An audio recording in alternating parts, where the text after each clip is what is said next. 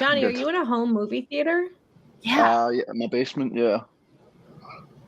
Basement movie theater. Okay, same thing. Yeah. Jeez Louise. I've Nice. literally just got the You can watch the kids' call up cartoons off. later on the big I know, I watched it up there.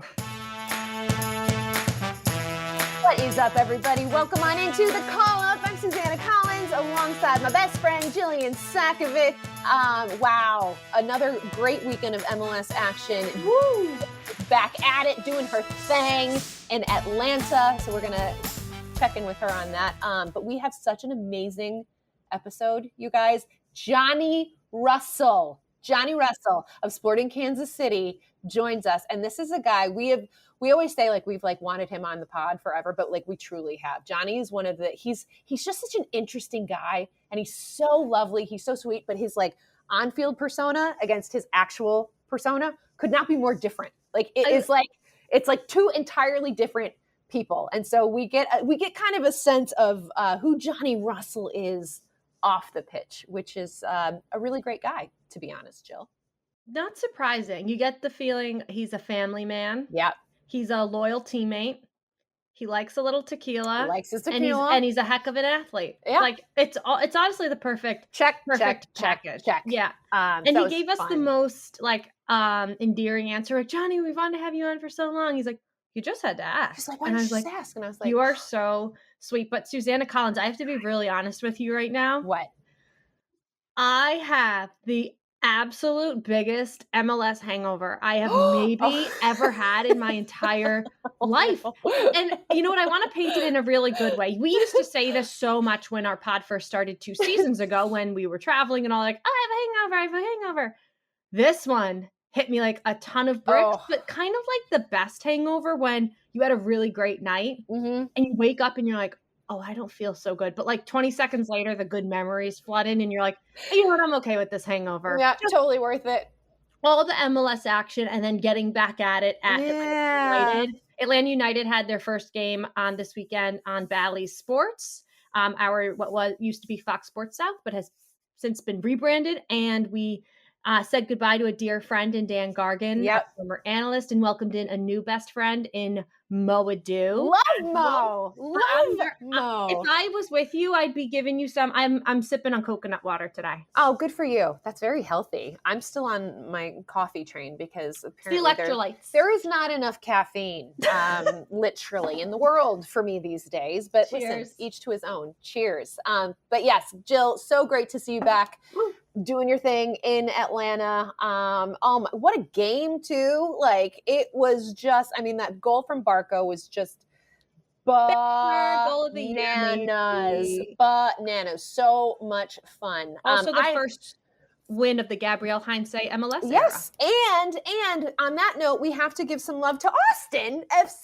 Oh yeah, who picked up their first win and looked really good while doing it. Diego Fagundes scores their first ever goal in club history. I love all these firsts. Whenever there's a new team that comes into the league, and it's there's all these little milestones that get to be reached, and we're experiencing it with them. Exactly. Also, we just want to say thank you to everybody who has been tweeting at us and alerting us to their fashion takes, whether or not they see either a coach or a player in some incredible drip.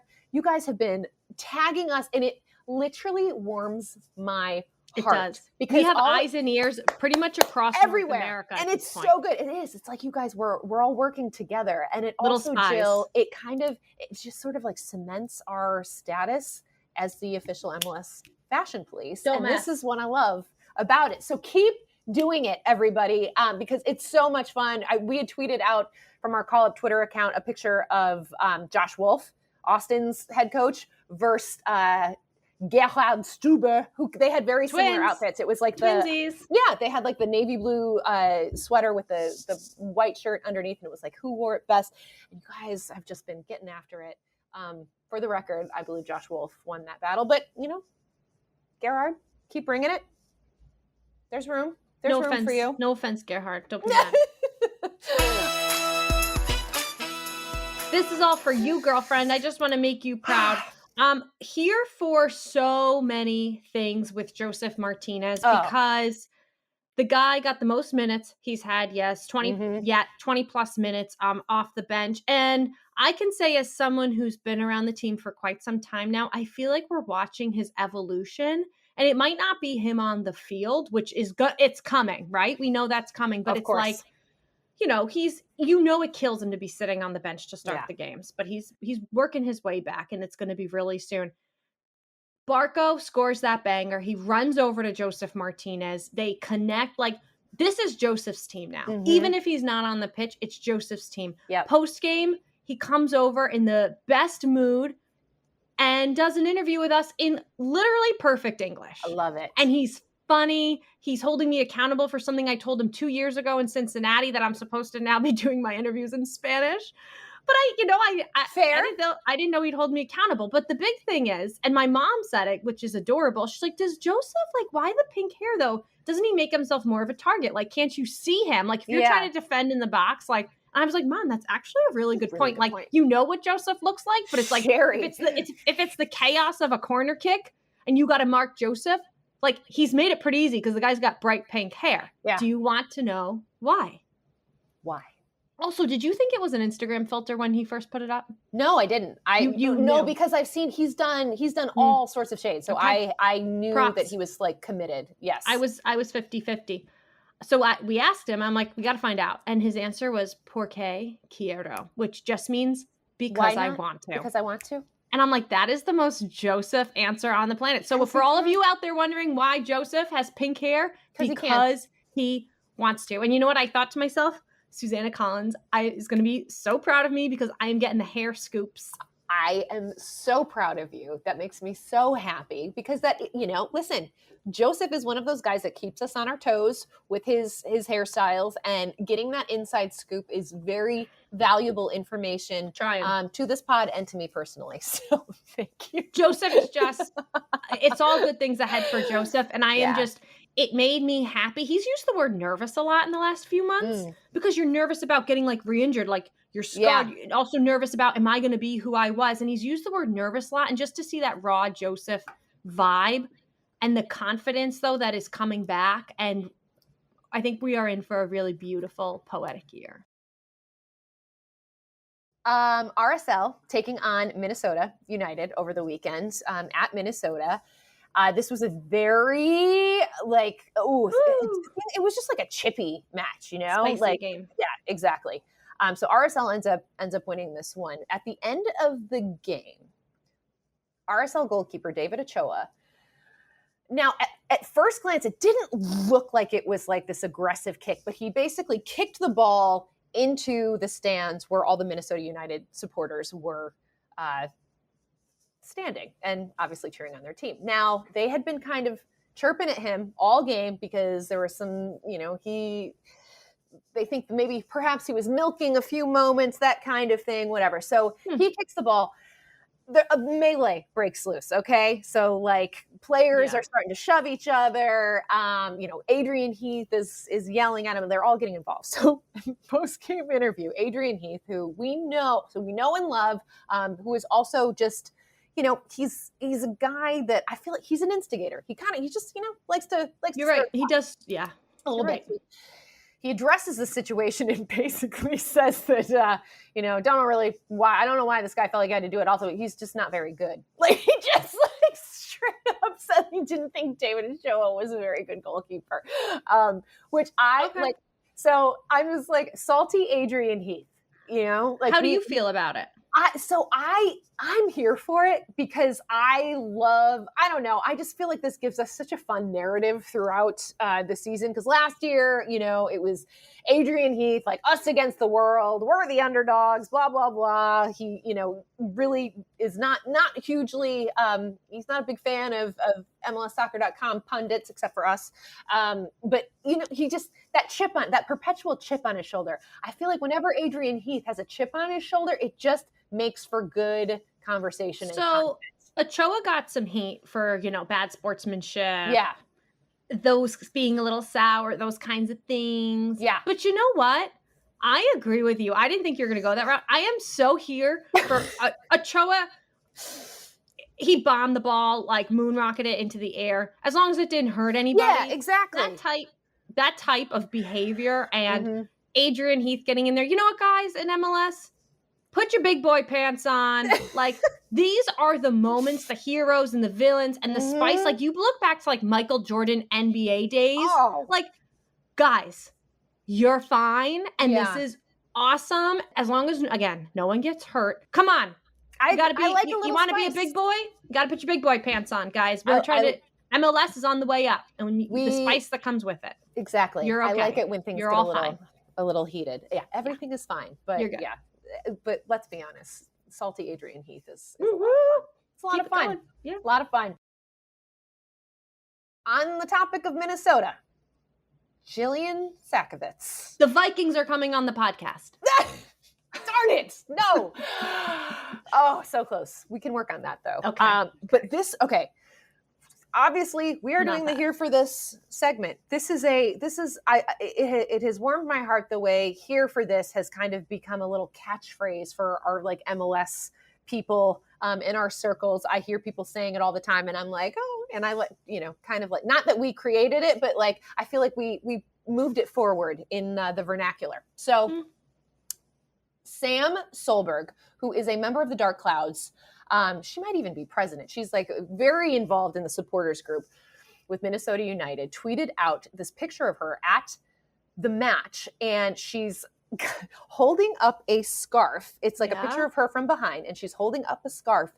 And Jill, the scarf says, "Here for this." And she hashtagged "Here for this" in her tweet.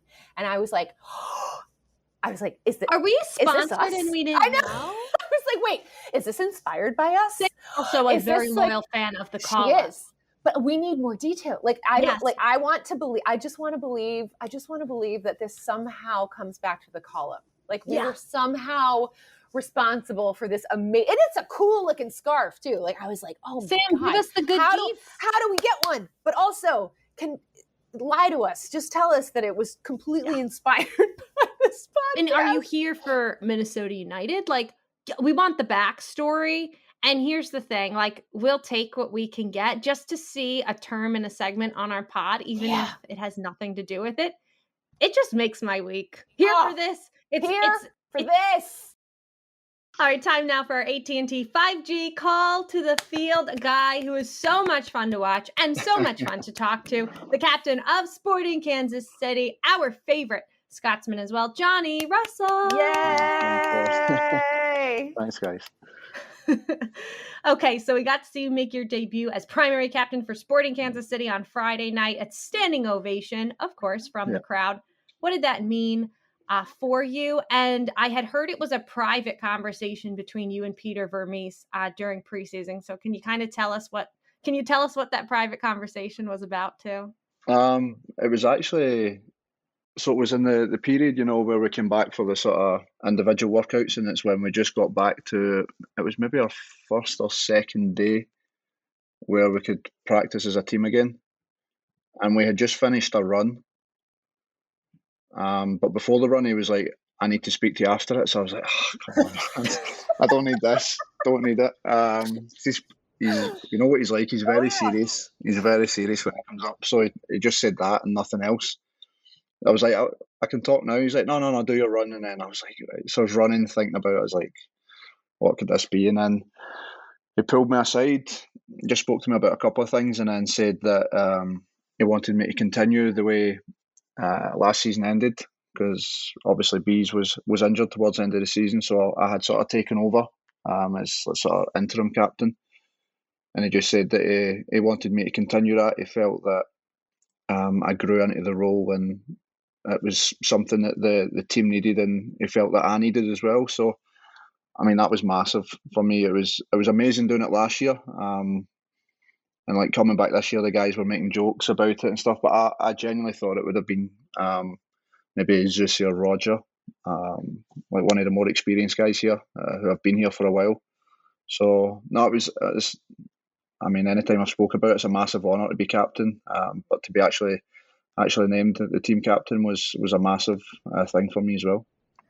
I can just imagine like the fear of God. Is like, I need to talk to you. Like I I literally, know. like I got like a bone chill down my Yeah. spine because he does Uh, kind of elicit that reaction. But it's, I mean, what an amazing conversation to I know, I to know, I know. have with him.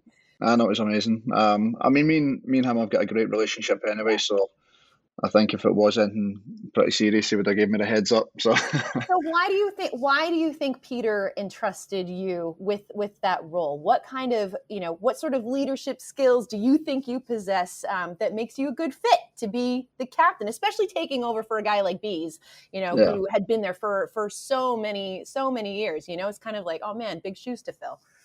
I know. Bees is a legend. He was actually one of the first people when it was announced. He was one of the first people that messaged me, just saying that they made a great choice. So to get a message like that from him meant a lot. But I mean, it is big shoes to fill. Bees is a legend here. He's won so much here. He's been here for so long as well. So I've got a bit of catching up to do with him. But it's in terms of what I bring, I think. I mean, I'm very vocal. I think I'm an easy guy to come and talk to if it's one of the younger guys or even one of the more experienced guys. I'm that sort of gap bridge between players and staff now. So if they've got anything, I'm more than happy to go and talk to the staff about it. But I feel like it's probably more of an action sort of leader where I'm maybe not as vocal in certain ways as other people, but I try and lead through my actions. So, I mean, most people know, what I'm like when I get onto the pitch. I mean, it's completely different personality from what I'm normally like. So It is. We're it's like, it a, literally is two different personas, Johnny. It's like, yeah, like you're very thoughtful, and every time I've met you, it's like, just like such a gent, so polite. But then you get on the field, and like one of the yeah, things I read about you that was so remarkable was like the way you sort of like won over the locker room is like you going toe to toe with Kendall Waston, like early on against Way to do it. Vancouver. And he's a yeah. big dude. He's a big dude. Yes, And he you were is a just big like, guy. nah, like I'm gonna and No, I love like seeing that fire, like a guy that goes to bat for his teammates. I think, that sort of encapsulates the type of guy you are and why, you have the utmost respect from your teammates and Peter Vermes, yeah. would you agree? I mean, that was crazy. I've probably only been at the team for like 2 months, a month and a half, 2 months at that time.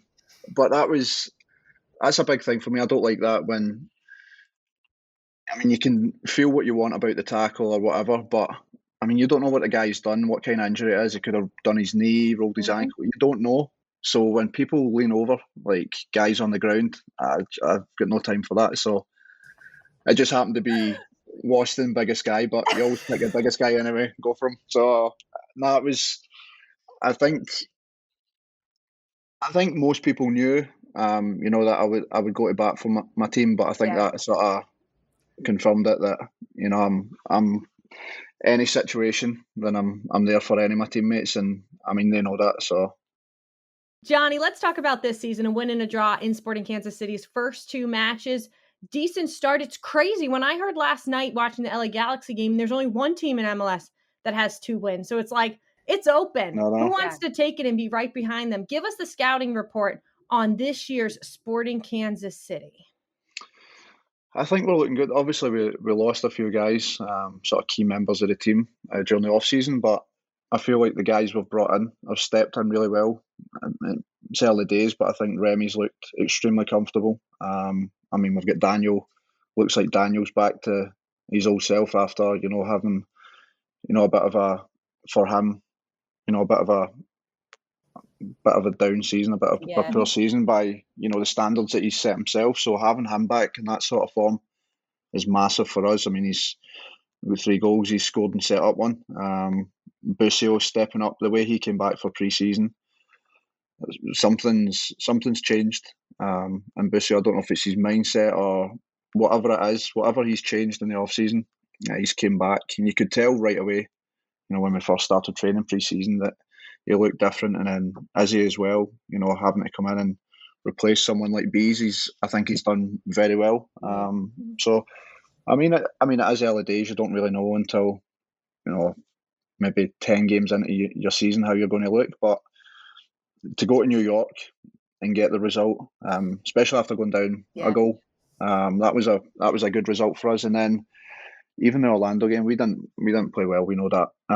We didn't play anywhere near, you know, our standards. Orlando are a good team. They came in and done very well against us, and a bit disappointing that, you know, probably didn't deserve to be in front. But then when you take the lead, you need to see games like that out, and you know, obviously, you know, it's a great finish from Nani, a bit of carnage in a box, and then you know he's right place, right time. So I mean that was tough to take, but looking back around, I mean, we probably have took a point the way we played. So Johnny, this is your 15th professional season. 15 years. 15 years. You came Yeah, to MLS back in 2018 after having spent some time in the Scottish Premier League. You were with Derby County in the Championship, and you made an impact right away in MLS. And you've talked about how you credit your experience here in the States with Kansas City as sort of rekindling your love for the game. What made MLS in Kansas City the right fit for you? Why have you been able to excel? I don't know. I mean, I think MLS was always a destination that I wanted to go. I mean, I've spoke about it before. I watched it for years. I'd actually been asked, so it would have been the summer for you guys before I signed. So it was the start of the season in England, and I had been approached and asked if I would consider MLS. Our season was just about to start, so I said not right now, but it's something I would be interested in. So it was kind of in the back of my mind then that, you know, obviously it was somewhere I wanted to go, and then hearing that there was interest now as well, it was kind of something that I had my eyes on. And then leading up to the January window where I signed, it was coming into the last 6 months of my contract, so I was able to speak to teams obviously outside of England. And then I think the whole connection just came with, obviously, Mo Johnson and my agent know each other very well, so it kind of came about from that. The whole Kansas thing, because at the time there was a few clubs interested, but there wasn't really many offers or things like that. I just knew of the clubs. And then KC were the first ones who came out. Obviously, spoke to Derby, spoke to me. And initially it was a pre-contract that I was signing. So I wasn't, so it would have been in June that I would have came instead of I think I signed in the February. Mm-hmm. So I would have missed half the season, which is something I mean, I was halfway through the season at Derby, but I didn't really want to sort of drag that out and then join halfway through. It was kind of, and obviously Kansas wanted it early as well. Peter wanted me in for pre-season. So the two clubs sorted that out. Eventually it took a bit longer than I hoped, but that was it. So no, I think it was Peter was the first one who came out, made the contact, and after speaking to him, and obviously at the time I didn't know a huge deal about KC.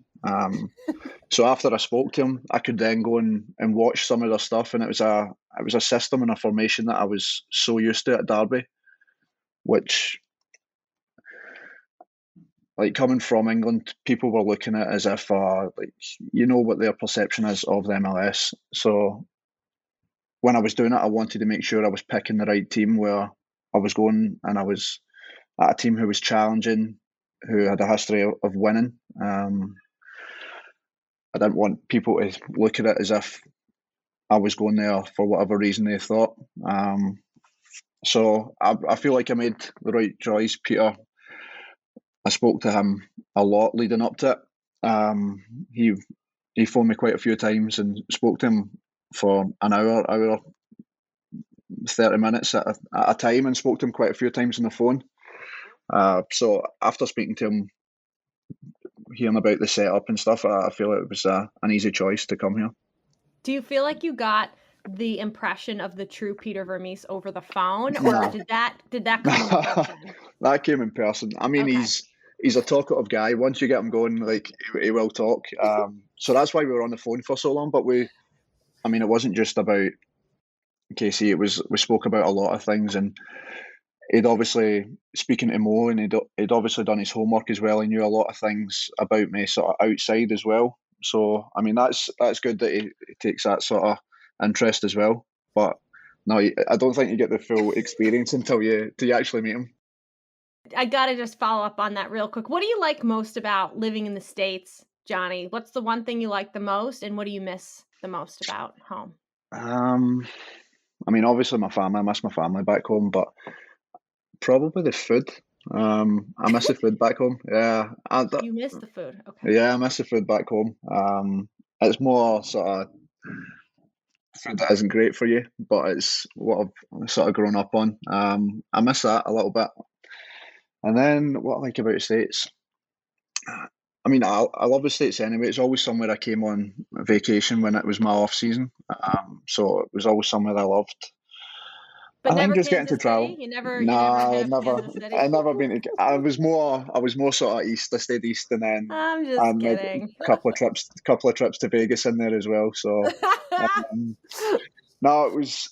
I think the traveling. A lot of people said to me that would be hard, but for us, it's obviously not last year or this year, but 18, 19, where we go in maybe a day early, leave a day after the game as well. So I'm constantly getting to see different cities. So for me, that's been pretty fun. Yeah, it's a big country, and I think, It's huge. it's Massive. one of those things you don't really appreciate until you No. come here, and you're like, oh my god, it's massive. It's Yeah, absolutely massive. It's so it's huge. different. Tell us about growing up in Glasgow. You had a pretty big family, 3 siblings. Like we kind of know. We know what Johnny Russell is like as a footballer, and as a guy. But like, what were you like growing up as a kid in Glasgow? What was that version of Johnny Russell like? I don't know. You probably wouldn't have liked that version. Not a lot of people did. Why not? I don't know. I was just overconfident. Just it wasn't. I had a lot of friends, but school and stuff like that, I wasn't interested. So it was probably a bit of a pain in school for people. I just constantly up to anything that I could be, really. That was that. So it's. I can see that. A Yeah. little cheeky. Yeah. Cheeky, Yeah. I would. cocky. I would say that. That sort of simmered down over the years, so I'm glad. We like all your phases, Johnny Russell. I know, exactly. Thank you. We read an incredible story in The Athletic about you. Your younger brother plays for a disability inclusive club in Scotland. They lost some sponsors, and you got them to get the new uniforms. You wrote a check to cover the costs. Your dad was a big charity guy his entire life. Can you tell us a little bit about that? We want to hear about the nice Johnny Russell, since you're not giving yourself enough credit. Exactly. No, it was just so my youngest brother, he's got Down syndrome. So there's the area we're from. There was a team, Claremont Colts, who set up a team. There's a league being set up as well for obviously kids with disabilities who find it hard to play anywhere else. So they'd been doing well, sort of fundraisers and stuff like that. And then their usual kit sponsor, I don't know who it was. It's usually just local companies who sponsor the team. And for whatever reason, it sort of fell through, and they done a couple of fundraisers, charity nights to raise some money, but they didn't raise what they needed.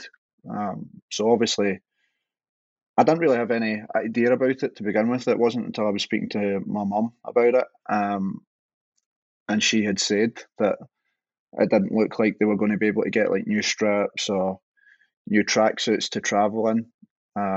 So I had said to her, like, how much are they short?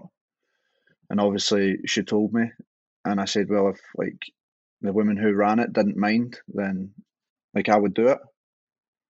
So she obviously spoke to her, and we sorted it out that we'd done that. But that wasn't public knowledge. I'd done that sort of privately, and it wasn't until maybe a year or two later that it actually came out from the club, because they put the names on and stuff like that. So like a lot of guys in this league do it. I mean, you do stuff not for the recognition of people going, oh, that's such a good thing. It was just they were short. I was in a position to help out, so I did. No, it's amazing, and I love the Yeah. fact that like they put your name on Yeah, the they jersey. put a name on And it. I guarantee that there are a bunch of Sporting Kansas City fans now in Scotland because of it. Yeah, So yeah. you I know, mean, they've got a new sponsor now and took my name off it, so it's gone. forgotten. I'm done. I'm done now. But that's fine. That's amazing. We have it on record and have heard from several sources that you're a bit of a prankster in the locker room. Like this is something you enjoy. You like making people laugh, kind of like bringing the group together. A testament to your role as captain.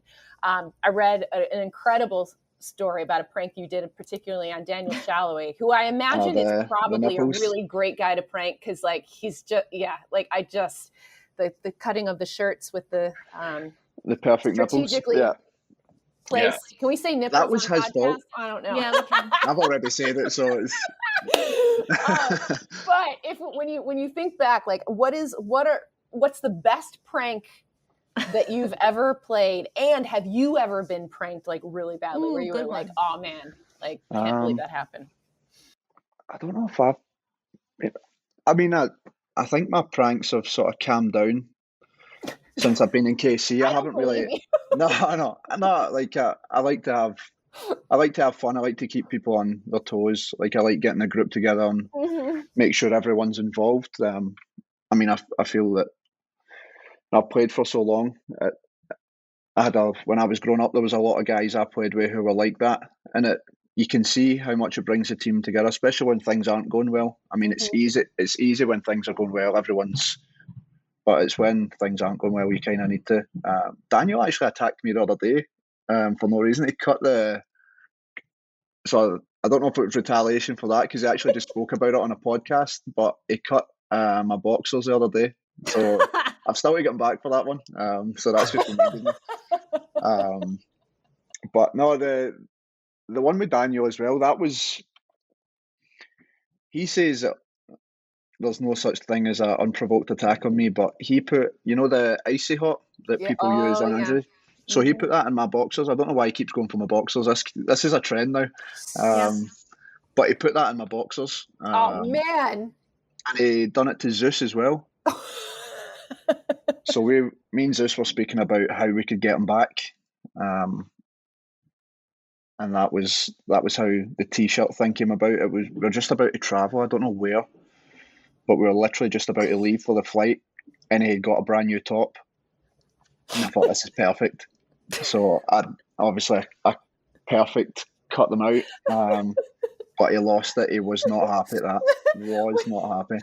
How expensive was the shirt? Like, was it like?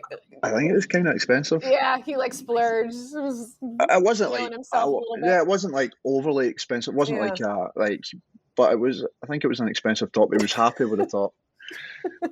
So that got the thing. But I don't know. Probably when I was in England, the pranks were probably a bit more heavy. We used to move people's cars. We would take it in twos. Yeah, so like one of us would drive, the other person would drive the other person's car, leave it somewhere, and then you would leave them sort of like clues in a trailer how to get their car back. That's brutal. The kids' ball pit, the little balls. Yep. So we bought thousands of them before and put them in someone's car. Thousands of them. Fish in the engine, fish in the glove box. So I haven't done any of those in KC. Yeah, so the fish in the engine and glove box is bad, and then under the seat as well. They never check under the seat, so you put it in there. before we let you go, I don't know if I made this up in my head because I just pegged you as such, or if I read it somewhere. Are you a Right. tequila guy, Johnny I am. Russell? I am a Yes, tequila okay. guy. I didn't just I'm a look at you tequila and guy. say, "He likes tequila." Most people just look at me and like alcohol. I like tequila, so what's your tequila drink of choice in the off season? In the off season, yeah. We'll stick with that. So I've got a probably 2 or 3 that would be a go-to. Ooh. So the Don Julio 1942 would probably be the number 1 go-to. Then the Claz Azul, you know, the sort of like clay one, the white and blue with the little bell on top. Sure. And then there's one I tried in Miami before. It was a Grand Patron. It's a beautiful bottle and it's got a little bee on top. It's expensive, but it's incredible. So if you ever get the chance to get one of those, Are we talking on the rocks? Just out of curiosity. Yeah. Oh, Yeah. yeah. Right. the boys laugh about it. The boys make jokes about it because I'll get it on the rocks, and then if not, it'll be like a dash of soda. So the boys always make jokes about the dash. So anytime I ask for a drink, it's always with a dash.